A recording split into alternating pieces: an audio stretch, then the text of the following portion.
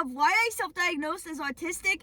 So in this video, I'm going to talk about how I just started discovering that I might be autistic, and I'm going to talk about like sensory issues, selective mutism, and not really understanding social etiquette.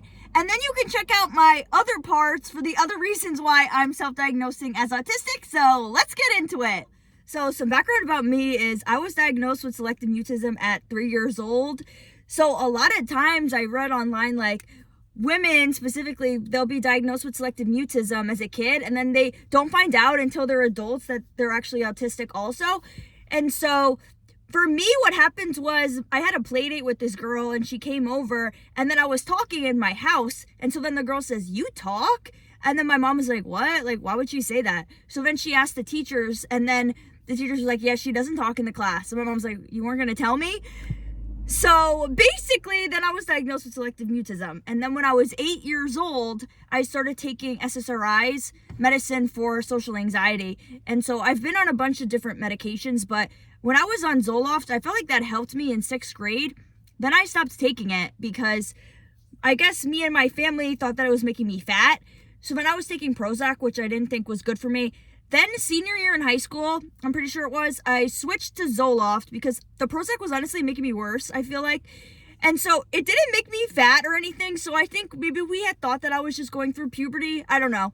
So I was taking Zoloft and it was helping me. I was on the highest dose of Zoloft, 200 milligrams. Then in 2020, I went on the paleo diet, which is no grains, no legumes, and no dairy. I started to feel so much better and so much happier. I'm like, I don't need to take my medicine anymore. So I stopped taking my medication, and then all of a sudden, my anxiety obviously went out of control, and then my sensory issues went out of control. So I've always had sensory issues to touch mostly. So like when I was little, I wouldn't like wearing jewelry. I'm wearing this necklace right now. So now when I wear necklaces, it has to be like I can't wear a choker because it bothers me. So I have to wear it when it's kind of loose so it's not touching my neck. I'm bringing this up about the medicine because I don't know if anyone else has had this experience, because it's hard to remember exactly how I was feeling, when I was little. I remembered a specific instance in childhood with trying on jeans with my mom and just being in the dressing room for a really long time trying to find jeans that I thought fit me good. And I feel like that was probably because of sensory issues, right?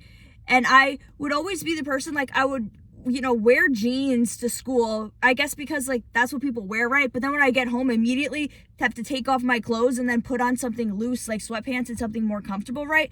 And when I would go to sleep, instead, I would, you have the bed sheet, then I have a soft blanket on top of the bed sheet, and then I have another soft blanket, on top of me, and then I have my comforter.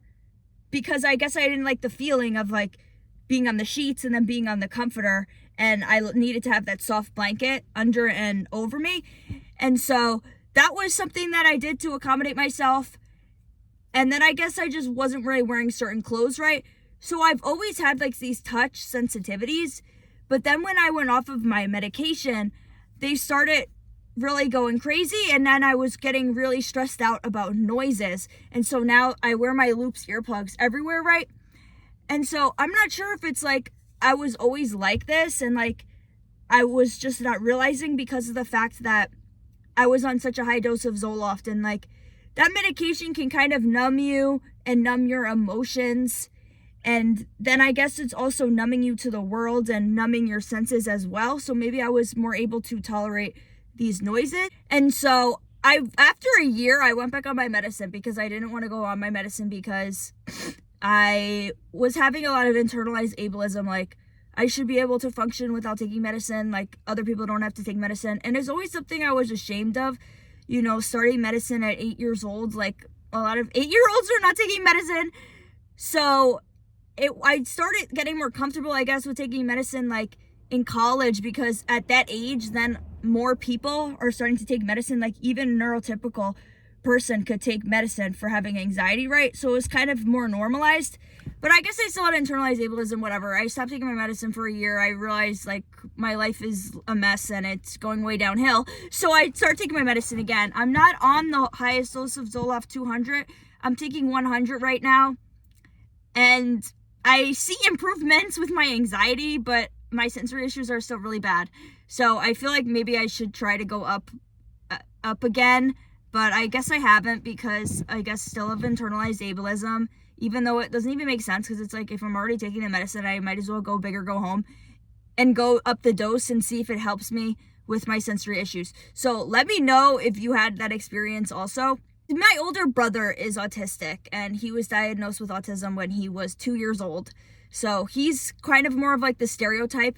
Like, if you were to see him out, you would be able to know that he's autistic, because he stims a lot in public, and I feel like he doesn't really mask. So I like knew what autism was, right? And then so did my parents. So at times, I guess, when I would talk about sensory issues and sensory processing disorder, like, my mom would say like, oh, that's like a symptom of autism. But like, she wasn't saying like, oh, you're autistic, you know? And then I would Google it, but then when you Google it, it says like people with ADHD can have sensory issues as well. And I'm diagnosed with ADHD and dyslexia in 2nd grade.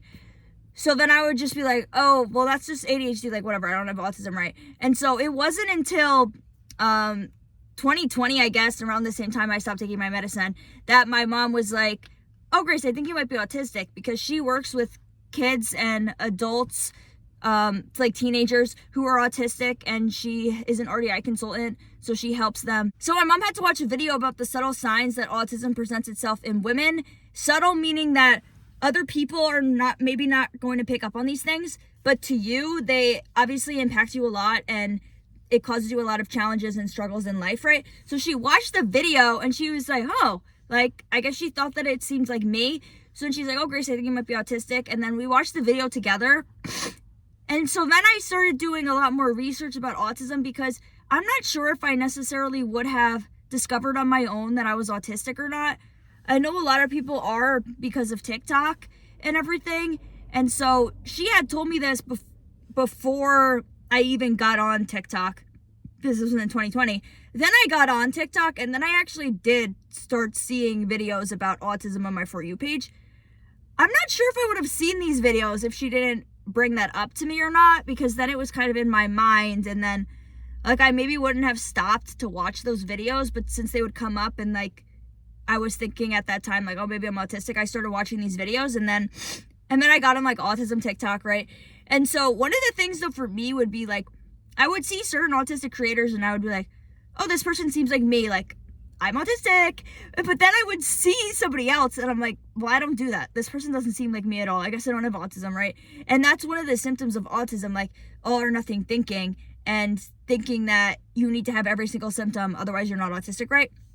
And so a lot of times, like, I would think that some of my symptoms, like, I would just think that they were ADHD behavior. As an example, like, if I'm on my phone and then I get excited about something, I'll like jump up, and I'll stand up, and I'll like jump. Or I'll like, if I'm texting somebody and I'm getting really into conversation, like a boy I have a crush on, like, I'll get up and I'll start like pacing around the room, or like kind of jumping up, because I'm like excited about things. And I was just thinking that's like ADHD behavior. But then when I started learning about autism, I'm like, I don't think that's ADHD. You know, I think that's like being autistic, and maybe like a happy stim in a way.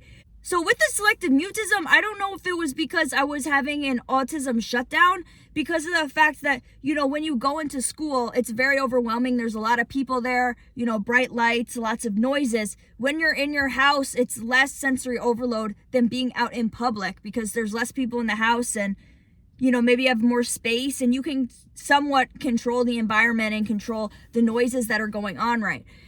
So I don't know if it was because I was just having severe anxiety, or it was because I was having an autism shutdown and I was going nonverbal. Because when I was off my medication and I would go into the store and go into ShopRite, you know, there was a time where I felt like the same way that I felt when I was like selective mutism. You know, I felt like I went mute when I was in the ShopRite. I guess because of how it's, you know, more overloading, sensory overload to be in the grocery store than it is to be in your own house, right? So after that experience, I was like, maybe I should start taking my medicine again, right?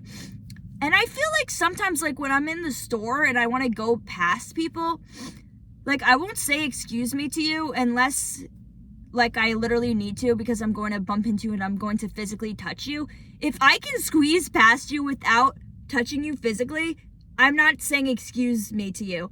Because one, I feel like it's unnecessary.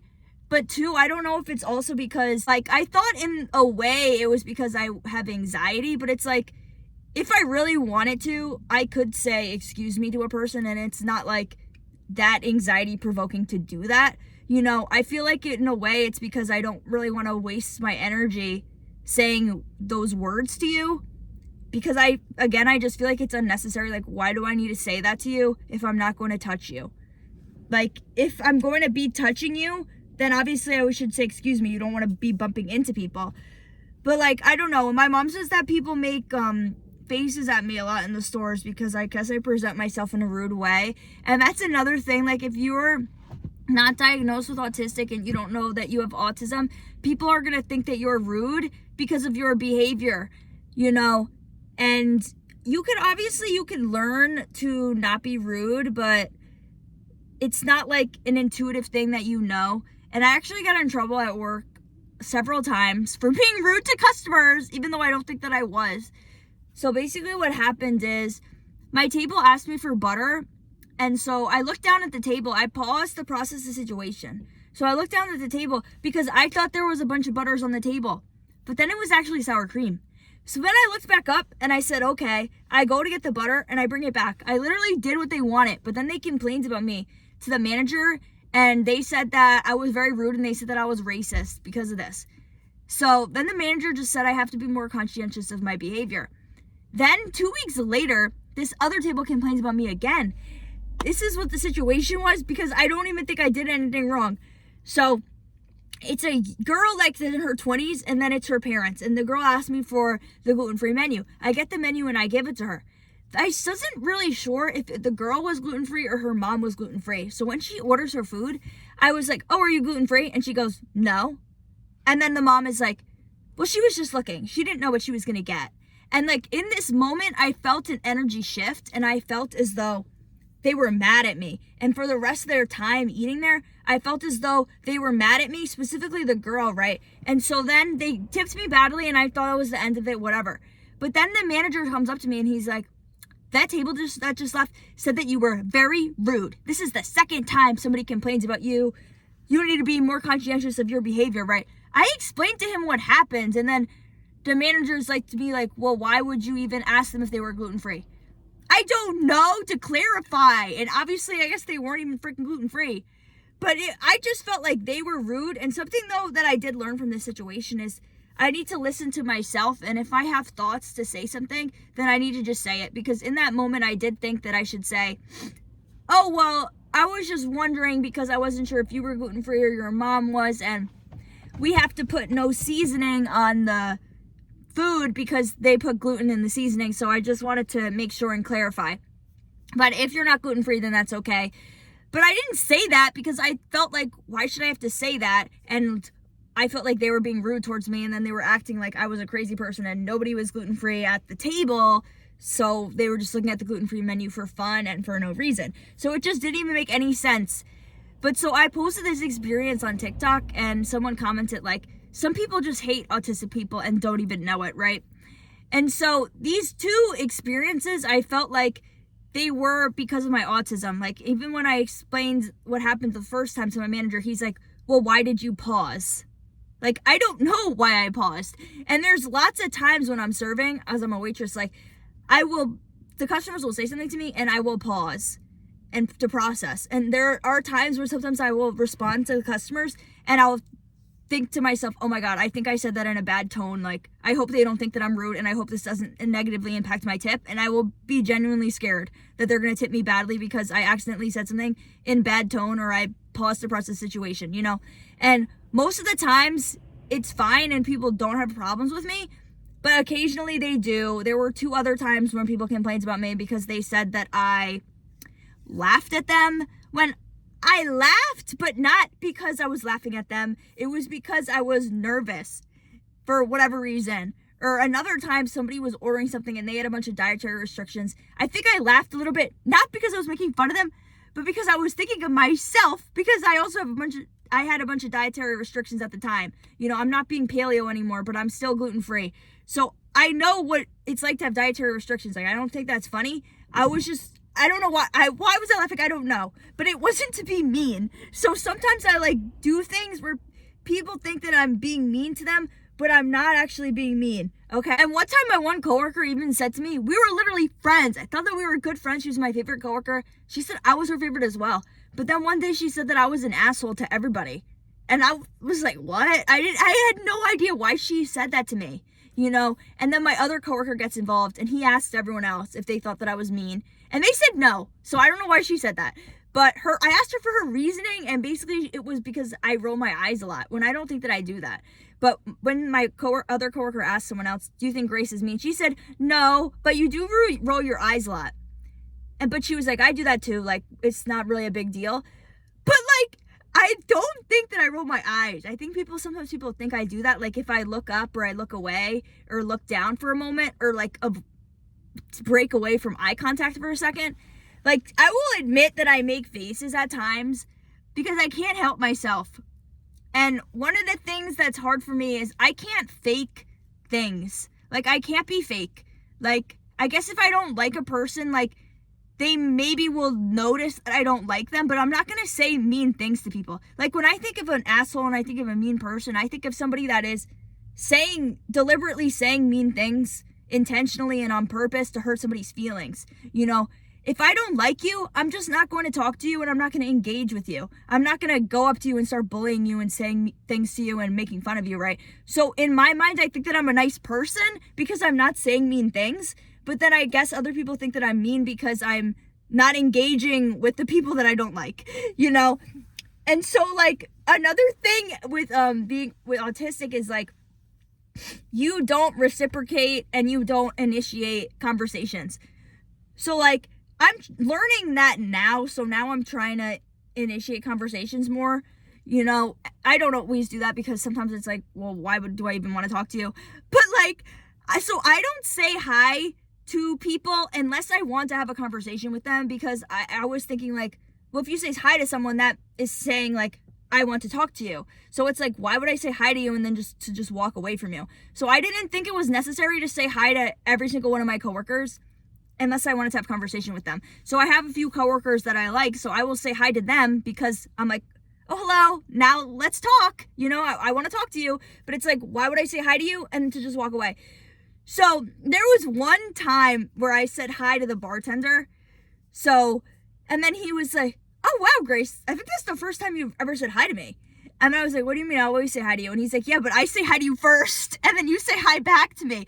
So that's usually what happens. Like, people, I'm always late to work. So I also don't want to say hi to people because I'm like announcing, oh, hi, I'm here, I'm late, and I'm here now. Like, I like to just kind of pretend that I was there the whole time.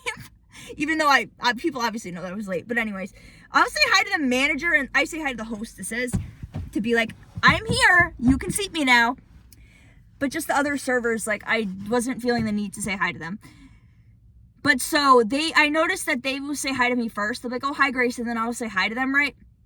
But so now, since I had that experience with the bartender, and then he said it really made him happy that I said hi to him. And he's like, maybe you should start say hi to people first to make them happy, right? So then it kind of made me think more about my behavior and how I should, you know, try to initiate conversations more with people just to be nice. And then I was kind of changing my approach to saying hi to people. I realized that like saying hi to someone, it just means like I acknowledge your presence and I see you. It doesn't mean I want to have a conversation with you, right? And so that's something that I try to do now. But there's this one coworker. She doesn't say hi to me. And I'm not sure if she says hi to anyone else either. At first I was thinking like she doesn't like me. But then I was thinking like maybe she's just like me. Like I don't want to say that she has autism because like there are other things about her that I feel like she doesn't. But like it just made me realize that like when you don't say hi to people, like your coworkers, it's gonna make them think that you don't like them, and it's gonna make them think that you're mean and you're rude. And so having her behave in the same way that I do kind of made me aware of my behavior and how I should change my ways. But I don't really say hi to her though, even though, because I don't know, because I'm the type of person I feel like you should say hi to me. Like, I don't know. That's something maybe I should work on. So let me know if you feel like that. anyways, another thing is with saying please and thank you. I got in trouble with that at work. The cooks would complain about me that I'm rude because I would never say please or thank you to them, which, first of all, I would say thank you to them when they would do my requests. Like, if I would go into the kitchen being like, oh, can I have more sauce for this? Or, oh, I need broccoli for this table, whatever.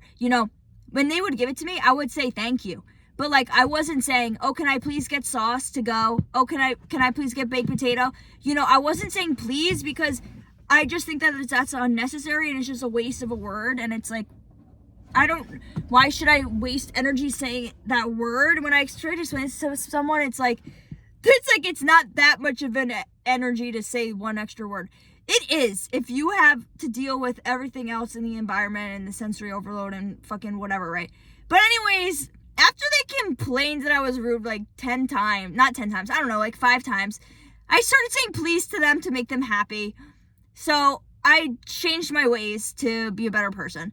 So I think it's kind of like, if you have autism and you don't know it, you might come off as being a narcissist because I guess you just don't know how to behave in society. But you can learn how to behave more. But then it's like, does that become your masking? But whatever. I guess it's really not that hard for me to say please to these people, even though I really didn't want to.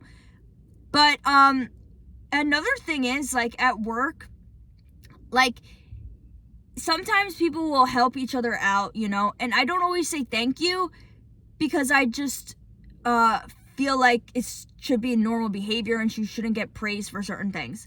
Like, for example, like, if I help out another table, if I help out my coworkers, like, they will say thank you to me, but I'm not expecting for them to say thank you. And so sometimes I don't always respond back by saying you're welcome. Because it's just like, why do I want to spend the whole day saying thank you and you're welcome to people?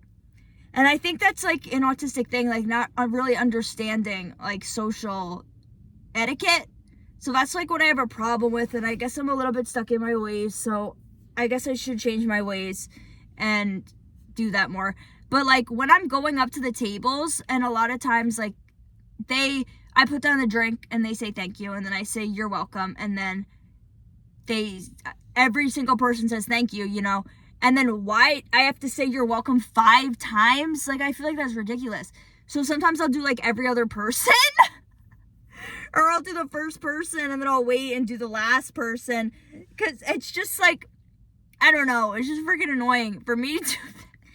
So now that I know that I'm autistic, I know of healthy alternatives that I can do as a healthy stim instead of doing these destructive stims or ways to cope that I have done in the past because I just didn't know what else to do.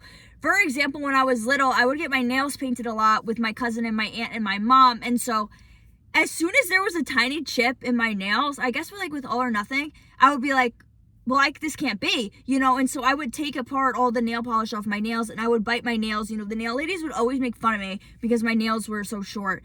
And I think I was biting my nails and taking off the nail polish, like, as a stim in class, like, to kind of cope with the environment, right? And I always thought that was, like, ADHD related, but I think maybe now it is more so autistic. And I do think that I have ADHD. Like, I'm not saying that's a misdiagnosis, but I think I just have autism as well. And so another thing is, when I started straightening my hair in middle school, I would be in class and I would be like brushing my hair with my hands. I don't straighten my hair anymore, but and I was kind of doing that, I guess, as a stim and a way to like self-soothe in class, right? And so then in middle school, then I found out, like, I was hanging out with these girls and like they said like having split ends is bad, And so then I started picking apart my split ends. I guess I was thinking like, having split ends is bad. I can't have split ends because then that means that I'm bad. All or nothing thinking. I don't know. Like, I'm just trying to make sense of my behaviors and why I would do certain things. But so then I would be in class and I'm picking apart my split ends, right? Then in college, someone says to me, you're not supposed to pick apart your split ends. That's bad. You need to cut them. Like, you need to get a haircut, right? So then I get a pair of hair scissors, and instead of picking apart my split ends, I'm cutting my hair. And I was kind of doing this as a stim. And then it turns into pulling my hair out and trichotillomania, right? And so one thing that I realized about me is I need alone time. And so like freshman year of college, I was able to have alone time because my roommate would go home on the weekends. So I would be able to have the room to myself for like, maybe she would go home like Friday, I don't know. So it happened for like 3 days before she came back, right? And so I had time to recuperate my energy. And, during this time I would like clean my room and stuff, and then I would paint my nails. So when I started painting my own nails and stopped going to the nail salon, I was doing that like as a stim. And I would paint my nails. I paint my nails every week, okay? But there would be times like when I would paint my nails like multiple times a week. And my friends would be like, why do you always start painting your nails, And I would do 3 coats, and it had to be 3 coats. Now I only do 2 coats, but like, I think I was doing that as a stim, and that is like a healthy stim. And so sophomore year, I transferred to Rutgers, and like, I had a roommate who would never leave the freaking room. Like, she would go out and party, whatever, but like, she would be there on the weekends and stuff. So I never really had alone time because I felt like she was always in the freaking room and she didn't really like do anything except for partying, right? And so I needed to have that alone time. So at this point, I was cutting my hair because of the fact that you're not supposed to pick apart your split ends, right? And so my trichotillomania kind of went out of control at this point in my life. I think also because I was taking Vyvanse sophomore year because of my ADHD. And I think that, like, yes, it helped me to be able to focus more, but like, it made my anxiety so much worse. And then I couldn't handle the come down because it made me want to unalive myself. And it just like immediately, like when it got to a certain time of the day, I immediately went into like this huge depression where I needed to unalive myself immediately, right? Obviously I didn't, but just like those really intense feelings, and the way that I had to cope was by smoking immediately. So I'll talk about smoking in a second, but like, so what I would do is when I would go to the library to do my homework, I would go into the corner cubicle, and I would not even be doing my work, and I'm sitting there and I'm cutting my hair, cutting the split ends of my hair. I had longer hair then. My hair was like to here. And so I was doing that like for hours as a freaking stim. Or sometimes I would go into the library in a like secluded area where people can't see me, and I would be doing my work, but also like pulling my hair out, And so I was doing these things as a stim because I didn't know any other way, and I didn't know any other way to cope. I ended up shaving my head, and now my hair's growing back out. I know the tools that I can use to help myself with this, and now I know that like when I start to reach for my hair and start to feel my hair and pull my hair out, then I know that I need to stim, and I can think about healthy ways that I can do that instead of using my body as a stim. That's like body focused repetitive behaviors. I have another video on how to overcome hair pulling, not really overcome, but like, how to manage it. Because I think like if you're autistic and you struggle with this, that's just something you might have urges like for life, but you can come up with ways to manage your behavior and to really limit it.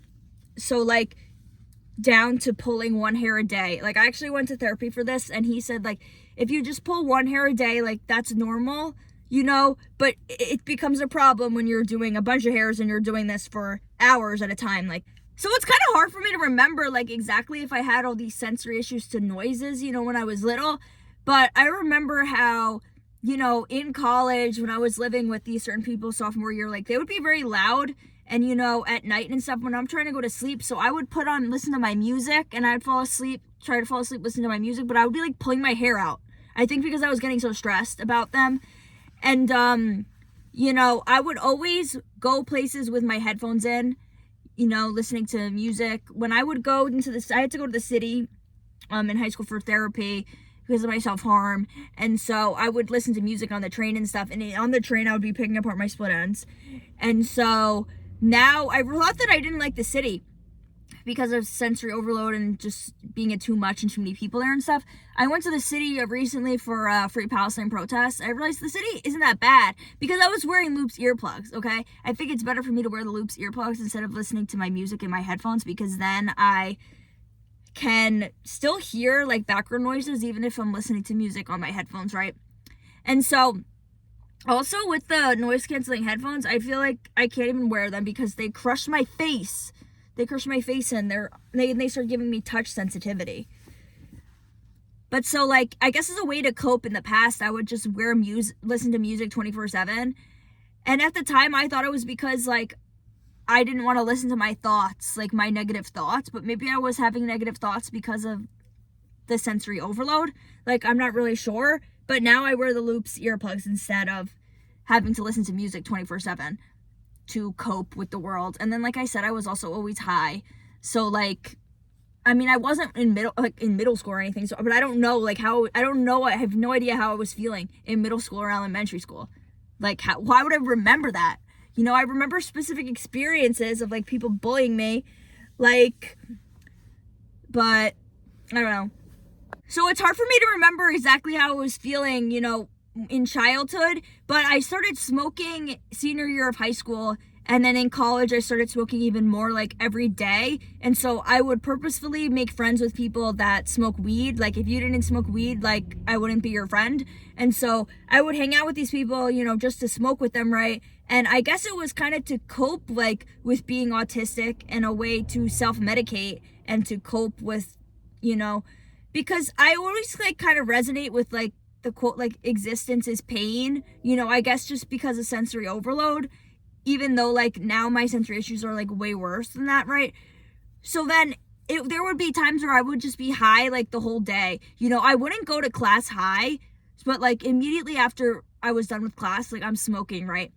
But then it turned into, like, maybe, like, junior year of college, where I would go to certain classes high, you know. Then senior year of college, I decided I was going to stop smoking, so I would kind of only do it once in a while. So I stopped smoking because I thought it was interfering with, like, my goals and everything, and I guess maybe I was kind of getting over it, just being high and smoking and sitting around doing nothing, right?